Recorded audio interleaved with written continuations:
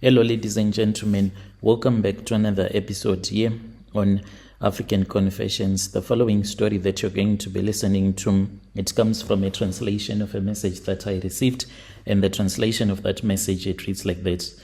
When I was young, I dreamt of a life of helping people.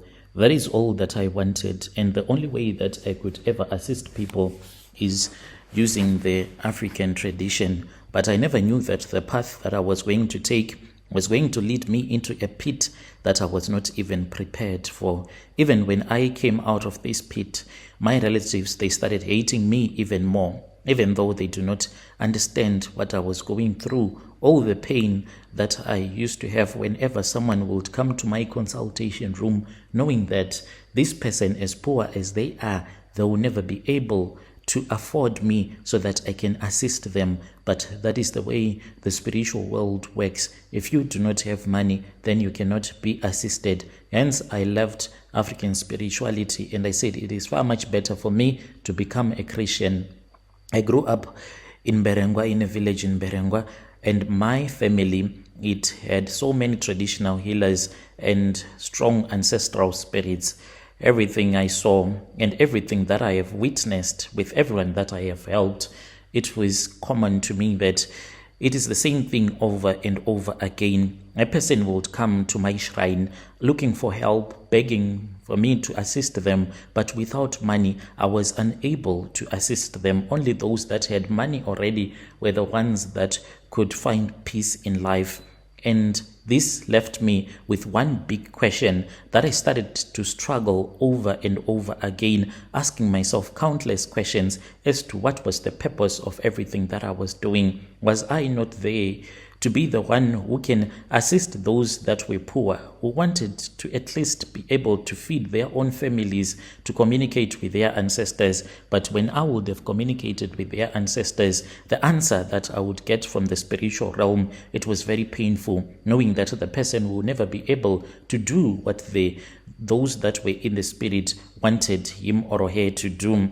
My question, the big question that I still have to this very day, I know that out there are Christians as well as those that believe in the African spiritual tradition. We are not fighting here. If you are able to answer this question, I'll be very happy, because I have struggled throughout my life, throughout my spiritual journey. Now that I am a Christian as well, I still want to know this question that I have. What is the answer to this question? Why do ancestors bring misfortunes upon you so that you can offer them sacrifices? Why do they block financial opportunities instead of them blessing you so that you can be able to perform their rituals? Why can't they just give you the money so that you can be able to afford to buy whatever that you have to buy? When I started to question the ancestors, it was the time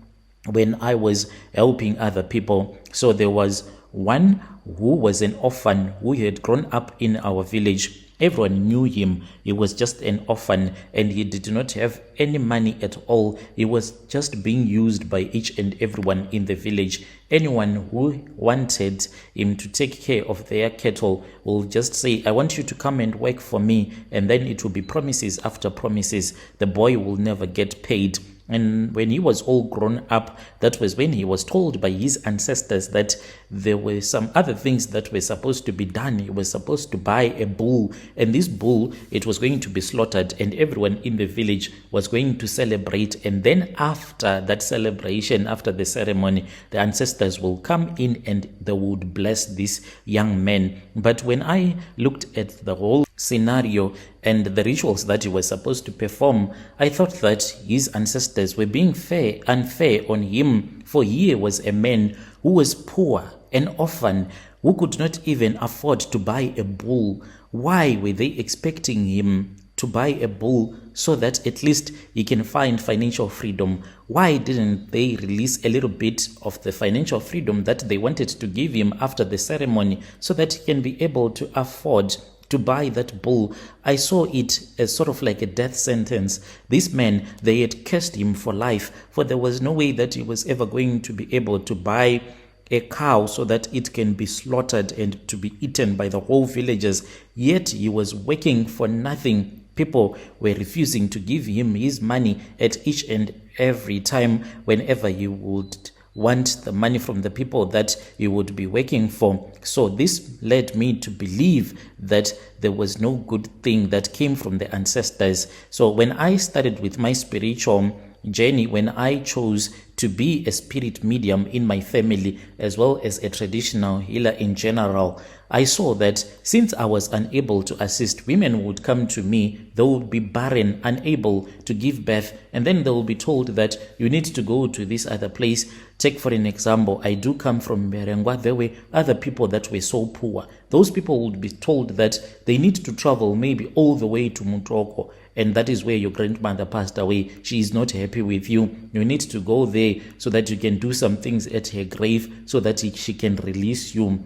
And you will know that this person will never be able to travel from Berengwa all the way to Mutoko to do all of those ceremonies. It will be impossible, in which I started to see them as if they were cruel, because these people that used to come to me, they were the poorest of the poor, those that could not afford anything, those that were just hanging on to life by a thread, and those were the ones that were told to perform all of these expensive rituals. After I had been chosen, and when I saw that I was unable to assist those that were poor, I said, okay, it is fine. Let me look for other charms so that at least these poor people that comes to my shrine, I can help them. I traveled to Mozambique. I was in search of stronger spiritual powers, and when I arrived in Mozambique, that was when I was told that there was a person who had recently been killed, and there were some body parts that were there at the traditional healer's shrine who was strengthening me. So I did buy a human head, and I brought that human head back to Zim. That head, I can say, it changed my life. When a client would come looking for help, I would communicate with their ancestors through the head, at least try to fight with them in the spiritual realm, telling them that it was unfair, whatever that they were expecting their daughter or their son to do for the person financially was unable to do so, because they were the ones who had gotten him fired or given him all the bad lucks in the first place. I would hear voices telling me that this is what is supposed to be done for them to succeed. I was someone who was feared, a respected traditional healer, but soon I started to notice that everything that I was doing, it was the same thing. I was also using dark forces to be able to help these people, and it was now affecting me. My children, they remained unmarried, and their lives were not going anywhere. I watched as my children were growing up, and when it was time for my daughters to get married, because some of their age mates, they were falling pregnant. Some of them, they were running away with the boys that had impregnated them, but not so for my daughters. I thought that maybe they were focused. They just did not want to get married as soon as possible. But I then realized that it was not working at all. My daughters were struggling in life. And then that was when I took a decision that it was far much better to leave everything behind, even though these spirits were using me to help others, but my own family was living in misery. There was no happiness at all. And I kept on asking myself this question that led me to Christ. Why do ancestors make people suffer? I helped many people to get jobs, to get married, to succeed in life, but check. All of those people that I saw having results of them getting a job, getting married, having kids, and succeeding in life, most of them had to perform expensive rituals that most of you cannot even afford. They had to sacrifice chickens, cows, offering large sums of money to their ancestors. This made me to question everything. So the rich are the ones that are able to communicate with their ancestors, and then they can perform all of these rituals. So what is the use if the ancestors can only help those that are financially stable enough?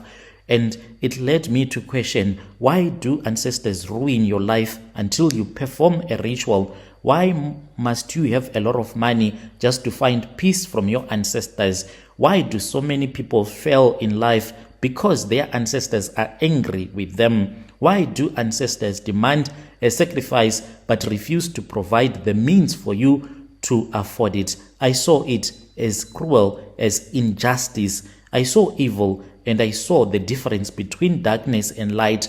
I realized that these spirits were just as cruel as the way as they operated. They demanded sacrifices, but then they blocked the very opportunities that people needed to make those sacrifices. They granted people success, yet they stripped them of the freedom to think for themselves. And I then decided to walk away from the spiritual world. And I still have that question.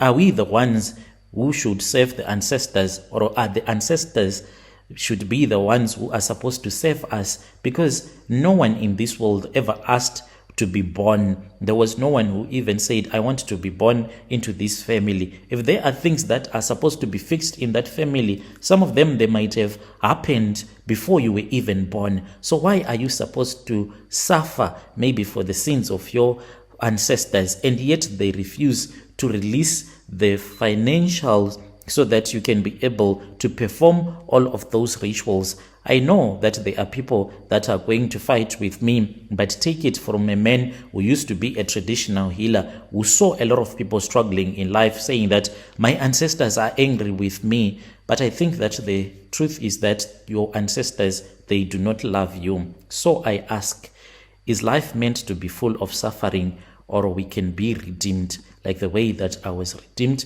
when I returned to Christ? This is my own confession. When you post my story, please tell me. I'll be following through in the comment section. I don't mean to fight with anyone. Please just answer. Why do ancestors make your life like a living hell simply because they want you to do a ceremony? Why can't they provide so that you can be able to do whatever that you want? There is no one in this world who will never refuse to perform a ceremony for their ancestors if they are given the money, if they are given the financial freedom to do so. The reason as to why, it is because people are suffering, and on top of that, you are told that your ancestors are the ones that are making you to suffer. Is that fair? This is what made me to go back to church. Dear listeners, right there was a message that was sent to me by one of our brother right there, who is saying that he was once a traditional healer, but in each and everything that he did, it kept on depressing him even more, because he saw that those that were poor, they were unable to pay him, so you could not assist them, and not only pay him, to pay the ancestors as well, to buy bulls that were expensive. Yet these were people that were very poor. Strange things indeed, they do happen in this world.